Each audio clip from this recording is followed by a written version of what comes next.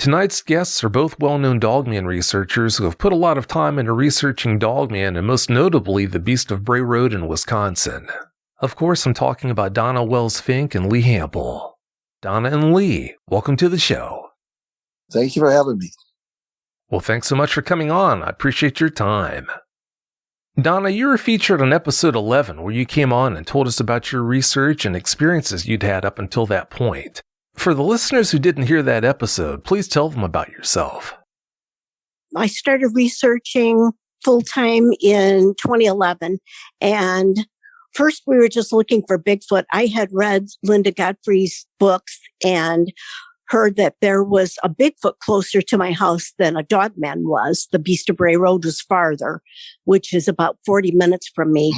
But there was a Bigfoot seen closer by, and we started researching Bigfoot. But of course, along with Bigfoot comes Dogman.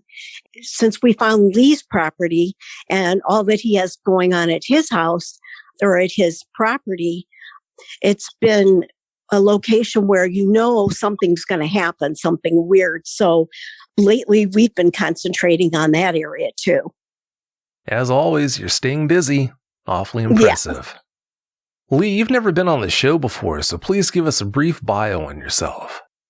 Sure. I grew up on a farm by Sycamore, Illinois, and as a math teacher, 35 years in Wakanda High School, and then have since gone back into farming after teaching as my retirement, or probably more of a hobby.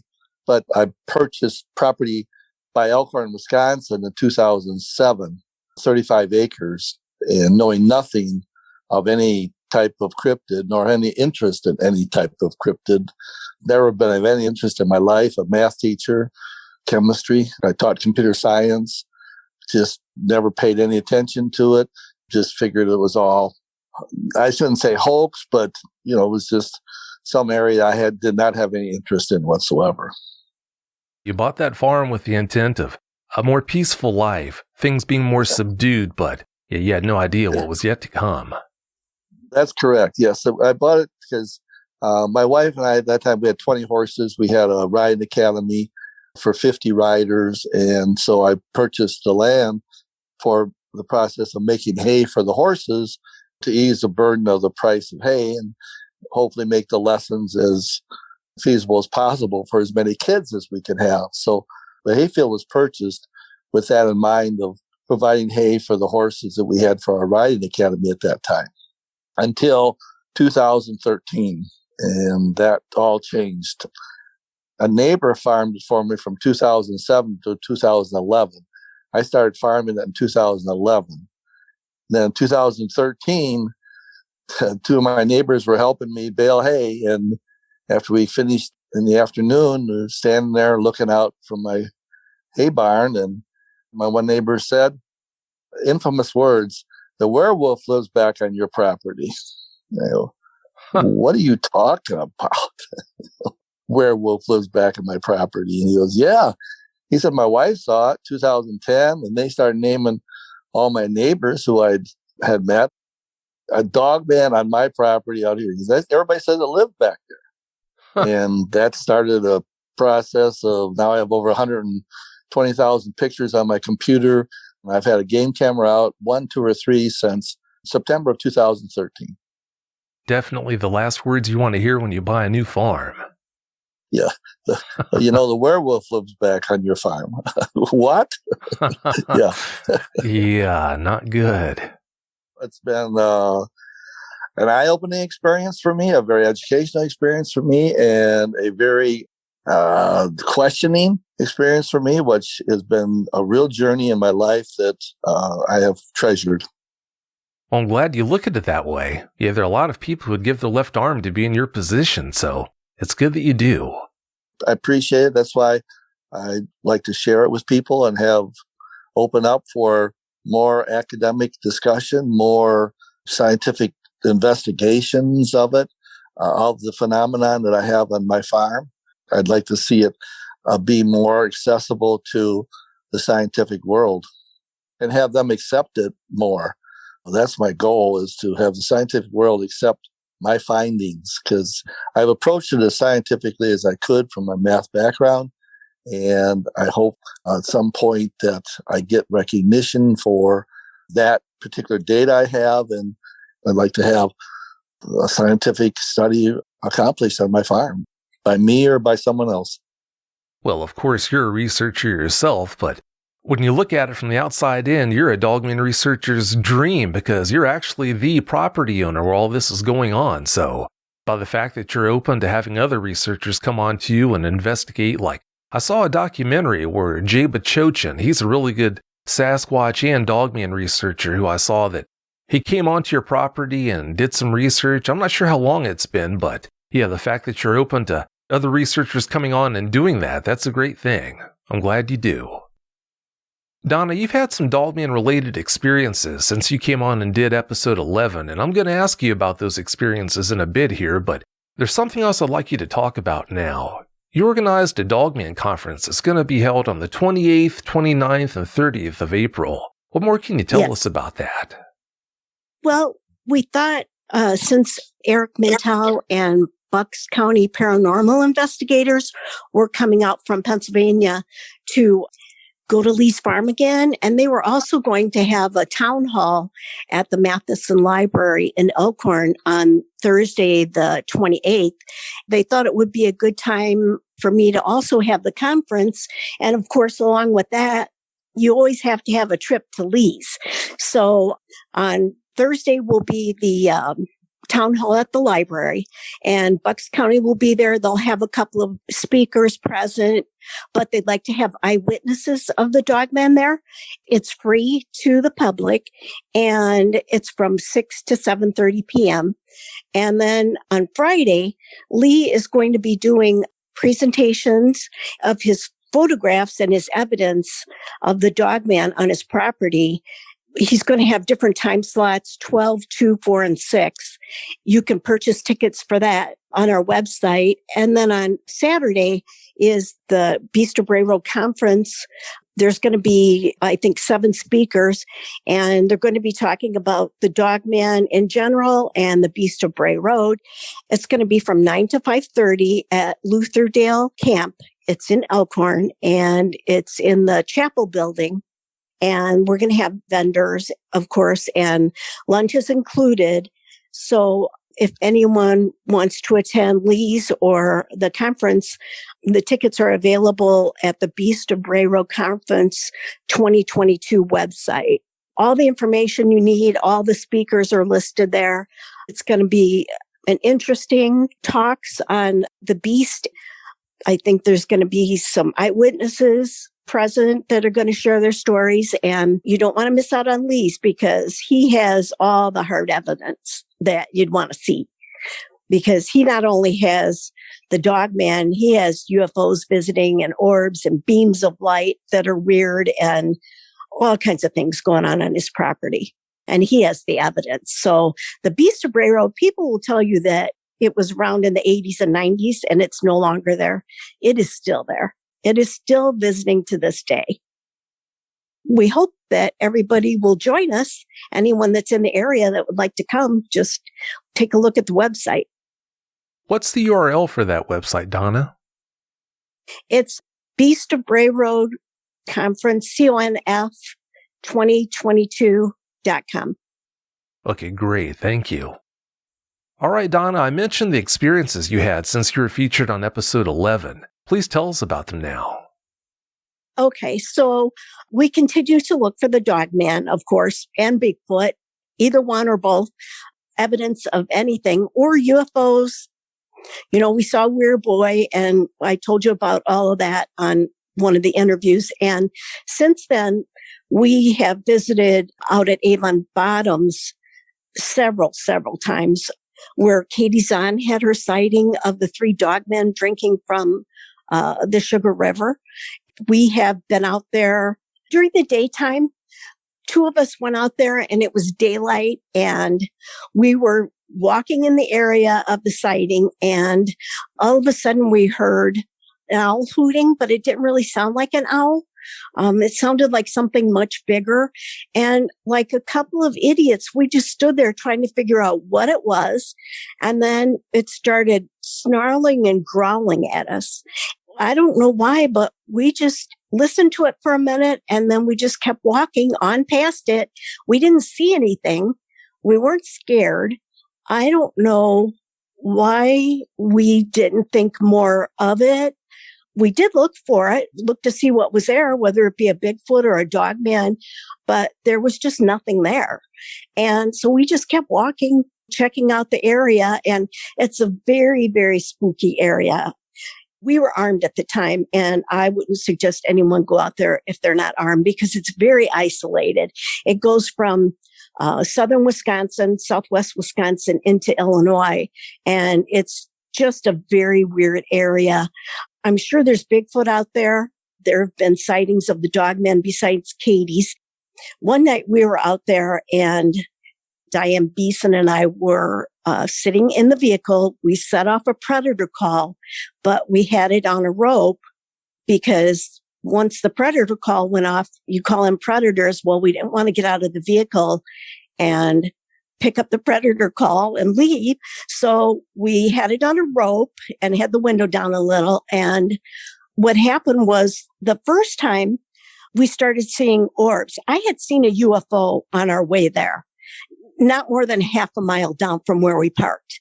I was watching it and all of a sudden I was going to take a picture of it. And the minute I brought my camera up to my eye to take a picture, it blinked out. So we went on and parked and we set up the predator call. And pretty soon we started seeing orbs. We saw an orb. I was watching it sitting on the bank of the Sugar River opposite from us. And then Diane pointed out sparkler type lights on the ground in the grass next to the vehicle. And we were watching that. And then Diane saw something tall and dark and big standing next to the vehicle on the driver's side where she was sitting, but further back by the passenger seat. And she says that she told me that she saw it, but I did not hear her say that at all, or we would have been out of there so fast that there's no way I would sit there if something tall and dark and big was standing next to the vehicle. So I didn't hear her say it. And then we just finished with the predator call. We didn't see anything else and we pulled it in and we left. And later she told me, well, yeah, that thing was standing next to the car. And she said, I told you. And I said, I didn't hear you tell me that, or you didn't say it. Or I said, do you think I would have stood there for 1 minute, sat there if there was something next to the car? I mean, I would have been too scared. But we left and we tried it again. And we put the predator call out there. And it was Diane and I again. And, you know, it's in a parking lot on the river. And so we set up the predator call. There are no houses there for 3.5 miles. You know, if someone's driving by, it's cold weather, they would have their windows up. How did anyone know that we were setting off a predator call? There were no cars around. And yet somebody pulled into the parking lot and started looking around the parking lot like they were looking for the predator caller to see what was making that noise. That's what they seemed to us to be doing. And it was very strange. They finally found what was the source of the noise and they picked it up and they looked at it, turning it over in their hands, trying to figure out how that sound was coming out of it. And then they realized there was a rope attached to it and the rope was attached to our car. So then they put the predator call down and they got back in their vehicle and they left, which was really strange. Who would care? First of all, if anyone had a predator call. And how would they know? Because there's nobody around there. It's out in the middle of nowhere. And how would they not know what a predator caller was? And so that was one weird occasion. And then the next time, Kim and I went out there and we put the predator caller out and someone pulled in a big old Suburban from the 90s. It was old and beat up and he pulled around so that his headlights were touching my headlights. So he was face on with my vehicle and trying to intimidate us. And he flashed his bright lights on And I say I don't know what it was. I don't know if it was a man, a woman, or nobody in there because we never saw a driver. He flashed his bright lights at us and we were intimidated, of course. I didn't have my gun with me, which was stupid. And then he sat there for a minute and then he backed up and pulled next to my vehicle by my driver's side mirror and almost touching his mirror and just drove slowly past us and then left. And I thought, this is two occasions where something has gone on weird with the predator call. Well, actually the third occasion. And I don't know if it was Men in Black checking us out to see what was going on and trying to intimidate us the second time to leave, which we did, of course, because we were sitting out there in the middle of nowhere without a gun. And it was pretty spooky. So we left and, we haven't been back out there since, but we're planning on going in April when Diane and everybody come out for the conference. And then, of course, we've been out at Lee's. Last May, we spent almost a whole night out there, Diane and Jackie and I, and it was raining hard and it was cold. And so we spent most of the time in the vehicle, but we got out a few times. And on Lee's trail cam, he got a picture of me with looks like a hand on my shoulder and a lightsaber coming out of it. And then you can see like a face next to mine. So something looked like it was behind me and it had its hand on my shoulder and I had no idea anything was out there. We didn't see anything else or experience anything except I caught a bunch of light beams on the camera because my FLIR and Lee's night vision both stopped working immediately when we went out there, but they were both working the next day. So I didn't capture anything on camera other than light beams and Lee got me on that trail cam. And then Diane saw something tall and dark walk behind our vehicle. She watched it in the driver's side mirror and then behind us in the rear view mirror and then in the passenger mirror. And it just passed behind us and it was big and dark. There's something out there because Lee has pictures of all of it. So that's been my experience with the Dogman since I last spoke with you. Those are some pretty unnerving experiences. Did the snarling and growling you heard that night sound to you like it could have been made by a documented animal instead of a Dogman or Sasquatch, possibly? No, it was big. If there's a dog, a stray dog or anything, I'm the first one to go get it. Even if it's snarling at me, I'll try to rescue anything. And we don't have wolves here unless they're just passing through. It wasn't anything like that. It was bizarrely big and heavy of a voice. And so was the owl. The owl was something that wasn't an owl. So could it be a Bigfoot or a Dogman? I'm not sure, but I think it was one of the two. Yeah, considering what goes on around there, you just might be right. Yeah. You told us about the Suburban that pulled up head on with you that night. What color was it? If I remember correctly, I think it was two-tone, like a cream color and maybe like a burnt orange color. I could be wrong though, because I can't quite remember, but it was old and beat up. It was rusty. And when he pulled next to my car, I should have been able to see someone in his vehicle because he was so close. He wasn't an arm's length away from me. And we should have been able to see someone and we didn't. Neither one of us could see anyone in there. And he didn't have tinted windows. So I don't know what goes on out there. But if you want to go somewhere where it's bizarre, go to Avon Bottoms. Yeah, no doubt from what I hear about that place. Yeah, that's a really good place to go if that's your thing. Yeah. When Diane saw that big dark figure walk behind your vehicle that night, could you see if it had the right shape or outline to possibly be a Dogman? No, she didn't know if it had a muzzle or ears or anything. It was so quick. She said that it was big and it was upright, not like a human. It was taller than a human. She said it was about 7 foot. It passed so quickly and she said it and we looked and we just didn't see anything, Jackie and I. I mean, it was gone by then. Oh, sure, yeah. When things like that happen and you don't expect them to happen, then all you can do is just gather the info you can. Yes. Lee, there's no way you could tell us about all of your Dogman-related experiences, but what can you tell us about the most notable ones? The most notable ones? Yes, I've had many personal experiences. Of course, the camera's had many, many, many unusual experiences for a camera, I guess. I mean, I've seen the Dogman twice, maybe 3 times. I've been hit with a stick on my farm driving along a fence line that has heavy woods in it. That was 2019. And my truck was hit with a foot-long stick.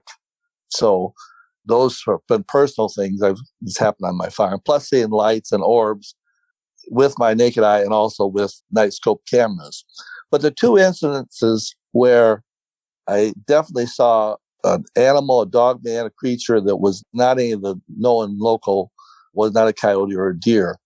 In May 5th of 2017, at 10:30 at night, I was going to pull out my driveway to go into town, Lake Geneva. And I turned, and immediately about 200 feet down the road were 2 orangish red eyes about 3 feet off the ground right on the edge of the road. And I knew immediately that that was not a coyote or a deer. They all have green eyes or yellow eyes. So I immediately threw my brights on. Then it went down the embankment. And that embankment I measured, it was 4.5 feet tall. It was May 5th. There was 1 foot of grass on top of it. And he's looking over the top at me with these very luminous orangish red eyes. And I'm thinking I'm going to see the Dogman, and I kind of angle my lights over that way some, and I could not see any body. I could just see these luminous red eyes, at least 6.5 feet tall. So I accelerated. I'm probably, 80 feet from it by now. Immediately, it is 15, 20 feet out in the field. And it turns, and still the orangish red eye stayed the same intensity, even though my lights clearly could not have shined that brightly on it when it was that far out in the field. And immediately then, another 15, 20 foot leap and a turn. When I saw the one red eye, I just saw both of those cases. There's no animal that can do that quickly. It's impossible to really verbalize how quick it is, how fast it was, unless I've talked with other people. I know 5, 6, 7, 8 people have seen it and talked with them. And when it moved, they said you cannot relate to another individual how fast it is unless they've also seen the beast of Bray Road in my area. And I went back the next day. My youngest son came up. I became very ill that night. I lost about an hour of time. I turned around. I went back, called my brother. I thought I should have called him by like 10:45. 10:50, and he says I called him after midnight. So there was a loss of time at that moment also. I don't know where I was. And that night I became very ill. And the next morning, my youngest son came up because I live 35 miles from that farm. I live in Illinois, and I farm the hay up there. And we went out, and here are these 5-toed, 7-pad tracks, which I've seen hundreds of times, which are totally unidentifiable. They are canid tracks, and they're 5 toes, and they have 7 pads. Nobody can identify it. Everybody says they're double hits. They're abnormal coyotes, but they're 3.5 by 3 inches. They're way too large for a coyote, and there was the track right there. So the creature I saw at that moment was that 5-toed, 7-pad track, which I've identified hundreds of times in my field and the neighboring fields right around my farm. And so that was the first time that I know I saw it. Another time it was further away. It was, I'm not sure, but May 11th of 2021, last year, a year ago, I was going out to check my game cameras. I had 2 of them out. And I pulled along the west fence line to look. And here I looked over in the neighbor's field. And here is a huge creature. And he appeared to be crouched down. I started taking pictures immediately with my iPhone. It's 0.22 miles away, so he's a quarter mile away. Then he stood up and walked west, so he walked away from me. And then he dropped all fours and went down in the woods. That's what I saw. And I started taking pictures. And in the pictures, I have all those situations. He was crouched down. I took pictures for 3 minutes. And I went over there afterwards, and he was drawing circles in the dirt. So he had been drawing circles in the dirt there for some reason. My friend, he has the game app, and if you put in the distance and the picture, the game app identifies the size, for people who want to know how big a deer is or how big, whatever their game they're pursuing. And the game app said that this figure was 6.5 to 7 feet tall, and the shoulders were 3 to 3.5 feet wide. And I called my brother and I said, I'm going over there. I'm going over right where this creature just was. I want to find tracks. I was by myself. I had no weapon. I don't use a weapon. I take with me a flare gun because I don't think a gun is going to bother this thing whatsoever, any type of shotgun or rifle. So I take a flare gun. Maybe the fire might scare it off.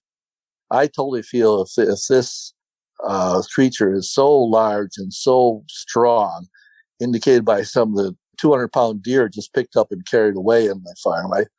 That's another story. So I called my brother. I said, hang on, I'm going over there. If this creature attacks me, just call a coroner because it's not going to be pretty. But anyway, become Wisconsin folklore, I guess. But I went there, and here were the 5-toed, 7-pad tracks again. There was a track line. And then I found also this area where he had been crouched down and was drawing circles in the ground. So I have those pictures. Now, people can say, well, it was a bear or a person dressed in a ghillie suit. Bears, it would be bear tracks. It would be boot tracks. It's not those. It's not somebody dressed in a ghillie suit walking around my neighbor's field. And it's not a bear. There was no bear tracks. I know bear tracks. I've seen bear tracks in northern Wisconsin. So those are the two instances where I actually know I've seen the beast of Bray Road. And I've had other experiences too. It did run behind this. So my friend's assistant was out there, ran behind this, ran by my truck and growled at me. Twice I have had it growling in my area. That's awfully creepy.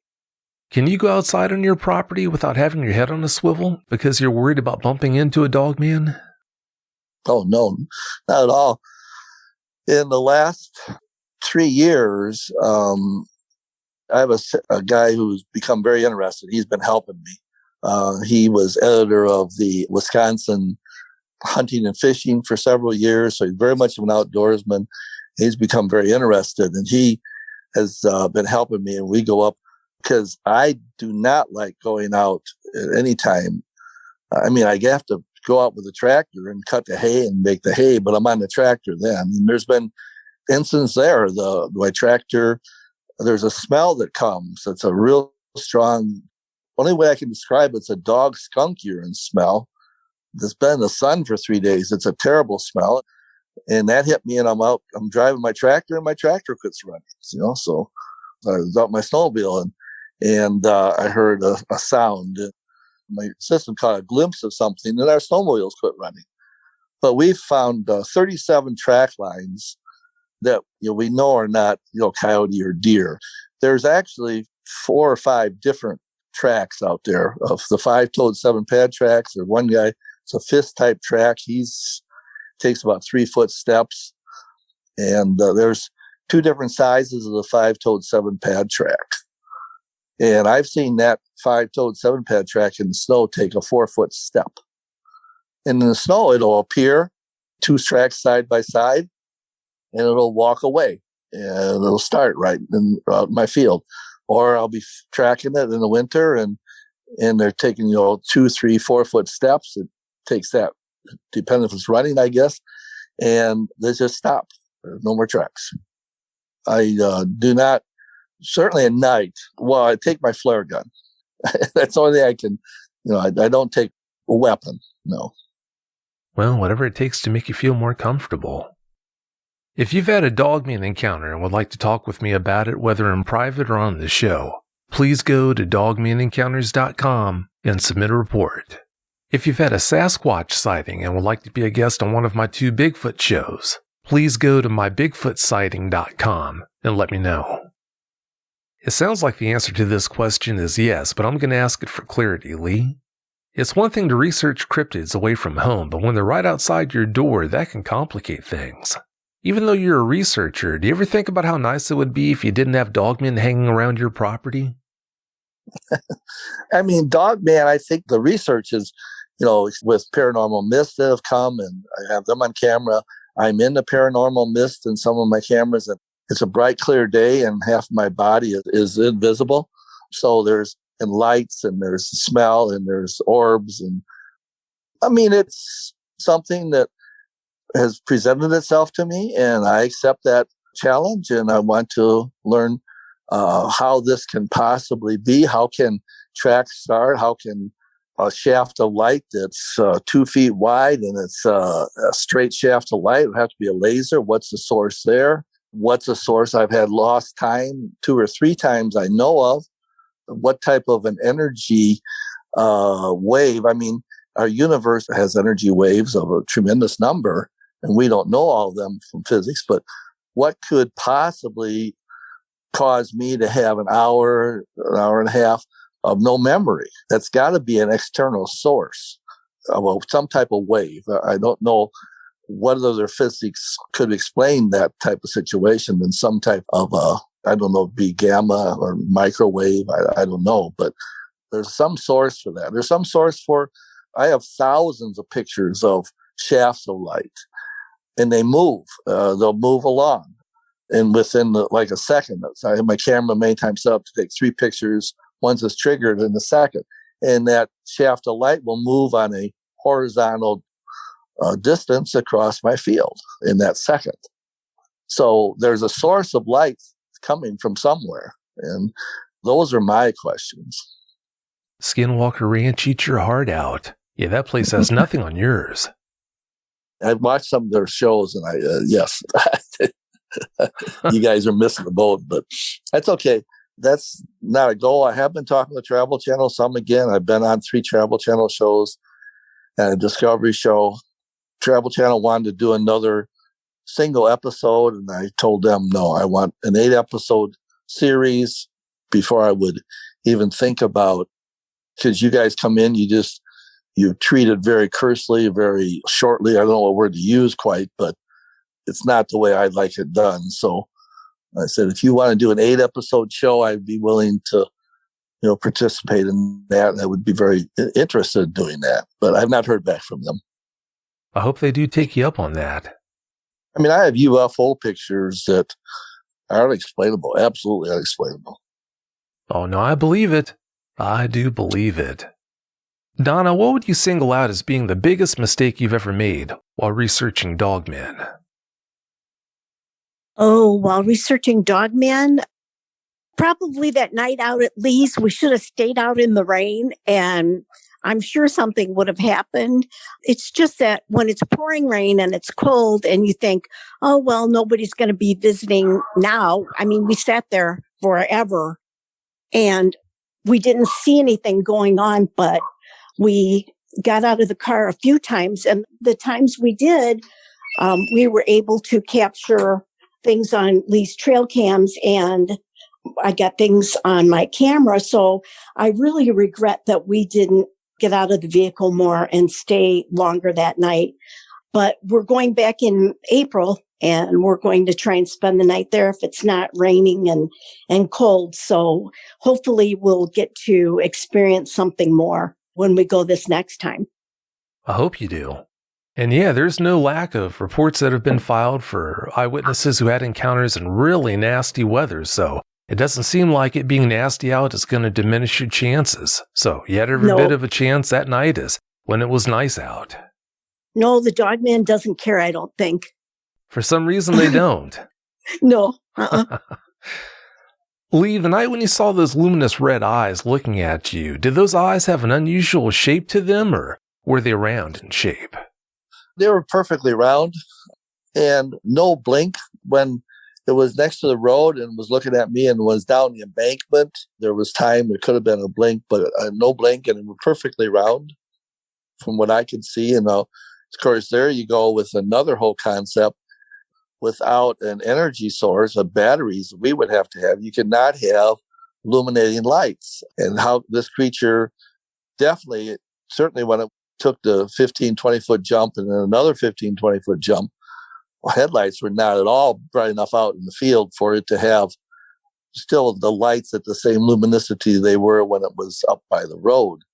That brings up a lot of questions of what the ability this creature has to create an electrical source, or I know your lightning bugs, they can create it through a chemical process. So is it creating a chemical process in its head that creates luminosity in the eyes? That brings up all kinds of questions to me that we have no way to answer. Science has no way to answer those questions right now. But it's like, there it is. I saw it. I absolutely saw it. It's not a question, is it possible? Because it is possible. I saw it. It was there. It's like the universe. It's there. It's got, more stars than sand of grains on Earth. So now explain, where did it come from? How did the universe get to this particular state? Well, how did this creature get to that state to have luminosity in its eyes without a reflection? You're right. It's there. They can do it. The big question, like you said, is how do they do it? We're probably never going to know the answer to that question. Well, I hope that's not true. I hope we find out. That's one of my goals, find out that it's there. It's in our three-dimensional plane at that moment. And when it's here in our three-dimensional plane, I think it moves among universes. Mathematics says there's multi-universes. But when it's here, it has that ability to have luminescent eyes. There's an answer to that. But it's got to be studied. And do we have to talk to it and say, can we check out your eyes? Well, maybe someday, hopefully. Yeah, you never know. Donna, how interested are you in proving that dogmen exist? Is that the main reason why you research them, or do you do it more for self-discovery? No, I don't think I'm ever going to prove anything. I don't know that anyone is. I hope they are, but no, that's not my goal. We're out there to see what's out there and to experience what's going on. It's kind of like people that want to go through a horror house or a fun house at the carnival. It's one of those things for me. Actually, I want to see what is really out there. And that's my whole goal, and to experience whatever comes along with it, because there's a lot that comes with it when you really start looking into it. The farther you look down that rabbit hole, the farther you can go. So we just have fun doing it. I'm not out to prove anything, no. Well, that's the best reason to do this, the fact that you enjoy it. So that's great to hear. Yes. That is. How about you, Lee? Why do you do this? Well, it presented itself. I call it observational physics right now, because it's a scientific world that is going to explain this. And I have no question. I have tracks or facts. I have tracks, pictures. I have castings for the last 8 years.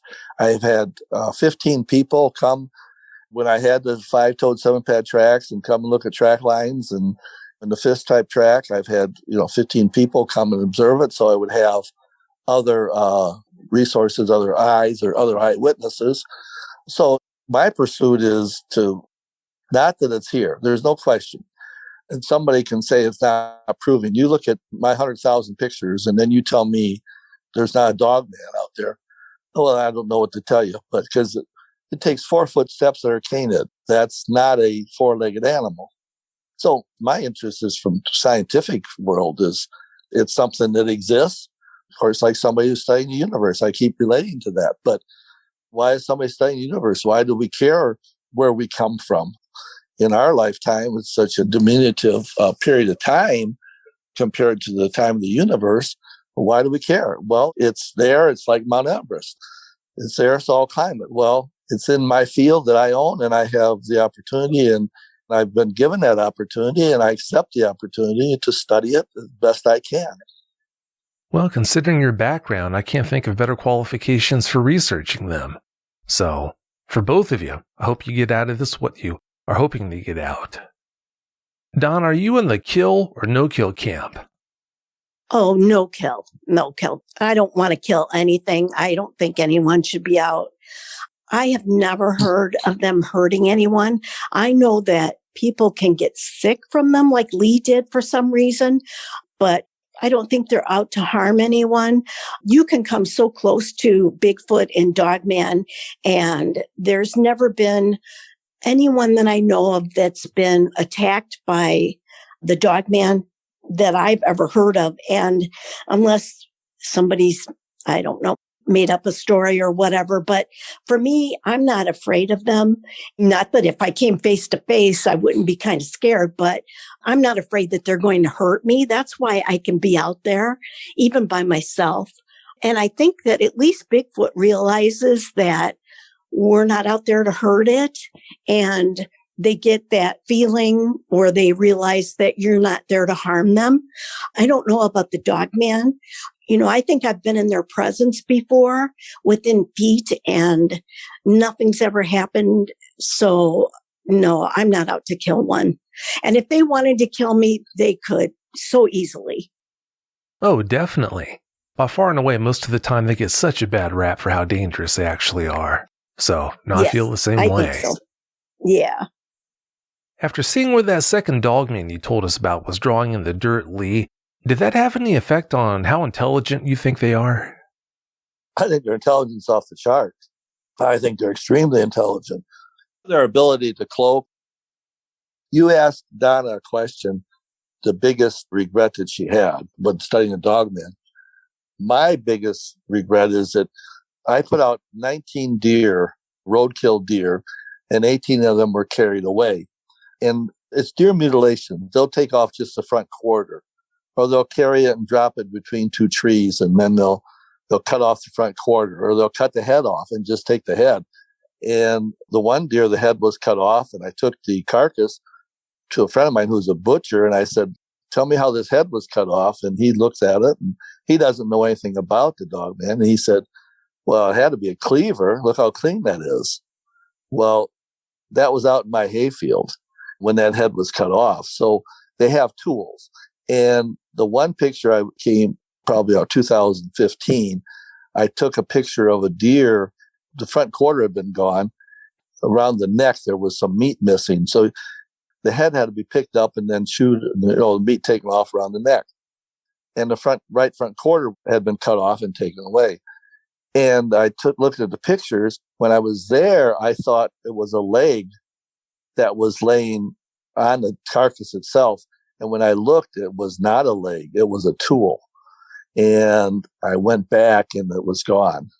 It was a bone tool. It was probably about 4 feet long, and there was the picture I have looks like it's been sharpened. And I just missed that opportunity. I thought it was the other leg sticking out, but it wasn't. But other times I've been very fortunate. I've happened to be there, when it's walking in the field, right? I was in my property. I was looking at a neighbor's field. I mean, so I've been fortunate many times too. Oh, many, many times. And my cameras, you talk about kill or no kill. I have pictures in 1 second where it is simply a dark, translucent figure. And by the third picture, it's a solid figure. So it materialized right in front of my camera. And I have those 3 pictures in 1 second. So I don't think shooting with a gun would kill it anyway. So absolutely, I have no interest in that. But I do take the flare gun. I think that might scare a little bit, maybe. But like Donna said, if it would want to hurt somebody, it could have hurt me many, many, many times, or many other people also. And I agree with Donna, it does not want to hurt anybody. Oh, I agree. Like I said, I think they get a really bad rap. But talking about that tool that you found, I'm not really sure what to think about that, because when you think about their implements, the talons on the tips of their fingers, their huge jaws and teeth, why would they need a tool like that to dismember a deer carcass or anything else out there? They could just do it with their bare hands or their teeth.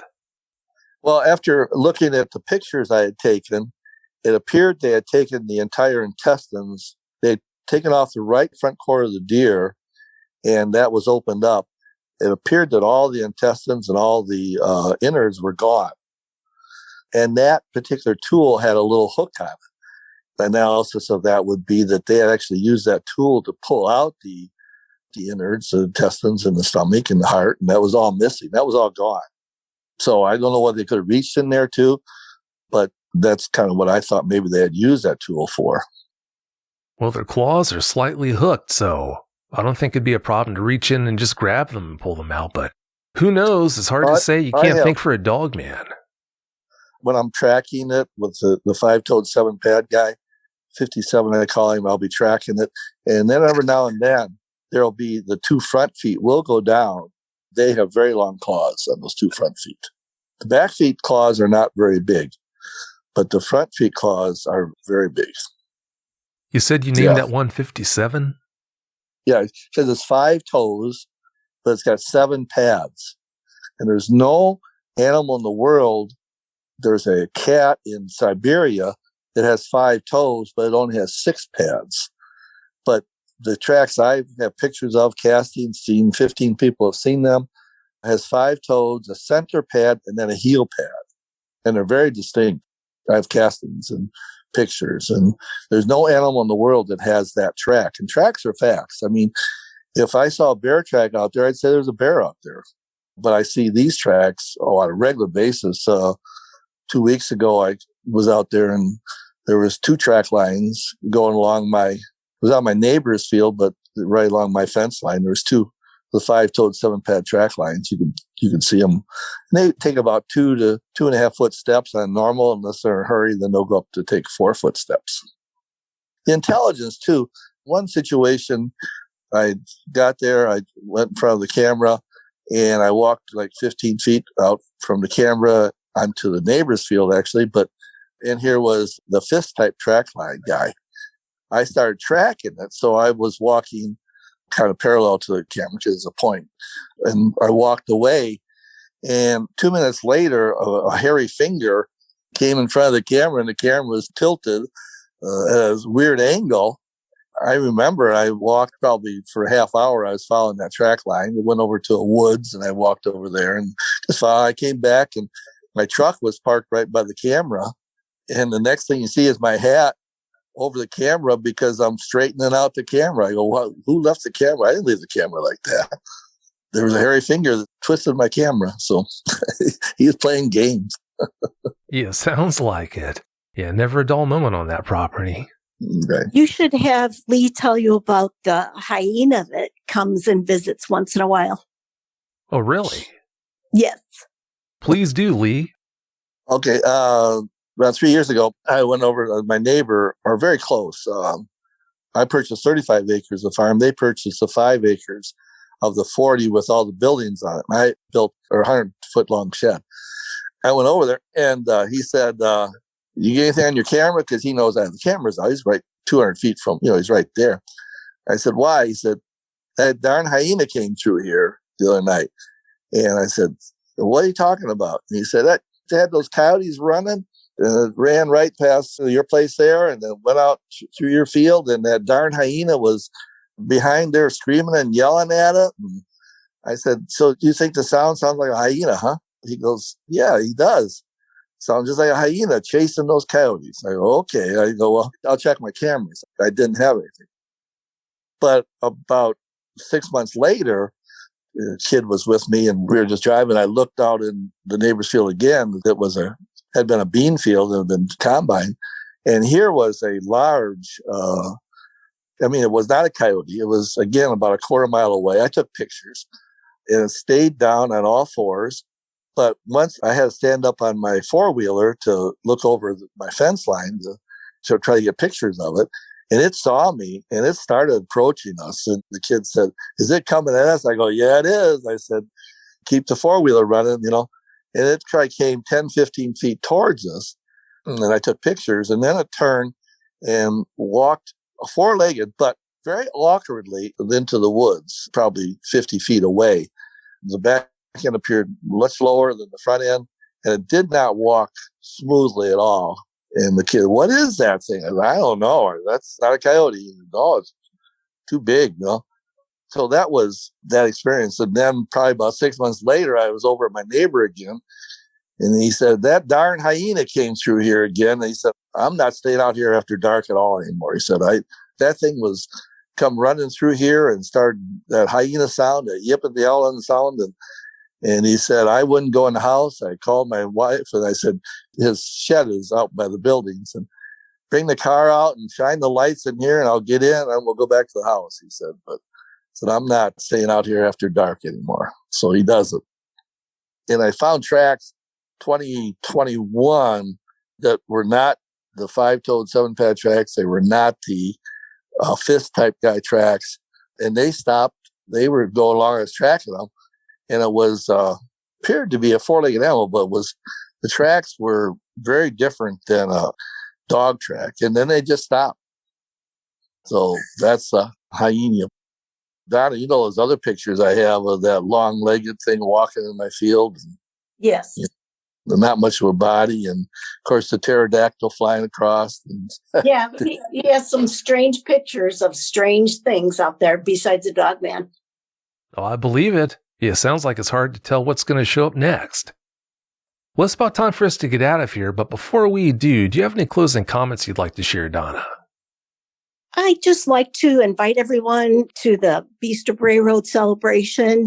No one was doing any kind of Beast of Bray Road event or anything, so I thought, well, if I don't do it, nobody's ever going to do anything. So I had one in October, and there were 100 people there. So this time it's pretty soon after the last one, but I'm still hoping people come out and join us and go to Lee's and see for yourself what's going on. It sounds to me like it's going to be a really good conference. I just hope a lot of people show up. So that everyone listening knows, I'm going to post a link to the website that Donna created for that conference on dogmanencounters.com. That way, if you forget the URL that Donna gave at the start of the show, it'll still be easy for you to find that website. Great. Thank you. Oh, you're welcome. You are welcome. How about you, Lee? Do you have any closing comments you'd like to share? Well, I'd certainly like to thank Donna for the effort she's put forward to put this out into the public. The neighbors I've talked to have seen it. I've offered them money to videotape their stories. They will not do it. If we can get people, I mean, you go up and down Bower and Bray Roads, the road's right there. Practically every farm has had a sighting in the last 30 years. So she's put it out there, and she's willing to put herself out there, and hopefully that will bring some light and people will be willing to talk about it, which is a huge step. And certainly I'd like to invite them to come see my presentation. I have an hour presentation of pictures, and then we go on a hayride around the farm and the various places where a variety of events have taken place. And that's always a real educational experience for the attendees. And the conference the next day is also been very good also. So thank Donna for putting that out. And it's not easy. There's a lot of work and time, and that's something she's been willing to do. And I think that's very helpful for people to at least be willing to talk about it and not be chastised for that. Well, it goes without saying the Dogman community is so lucky to have researchers like you two in it. That's a given. Well, we're so lucky to have Lee, because if he didn't share what he has, people would just say, well, it was here in the 80s and 90s and it's not here anymore. And then people continue to see it. But Lee has hard evidence and he shares it. And that's so important. He's always willing to share, and he's always willing to talk about it. And I just have to thank Lee so much, because it just proves that there is something out there. Well, like you said, the Beast of Bray Road is still around. That's a given. Yes. Alive and well. That's the last video. Beast of Bray Road, alive and well. It's on YouTube. So that's a good video too. Yeah, that's where Donna had talked about the Buck County Paranormal group. That's the video they shot during that time when they were out there. They were only out there about 45 minutes, and they got scared and they came up. They left. So it's called Beast of Bray Road, alive and well. It's on YouTube. It certainly shows that the Beast of Bray Road is presently there. Yeah, without a doubt. Well, I can't thank you two enough for coming on and sharing those experiences with us. I really appreciate it. Well, thank you for having me. Yeah, thank you so much for sharing. And for your work of putting yourself in that position. Thank you. Yes, thank you. Oh, you're welcome. Yeah, glad to do it. Thanks again so much. Have a great night.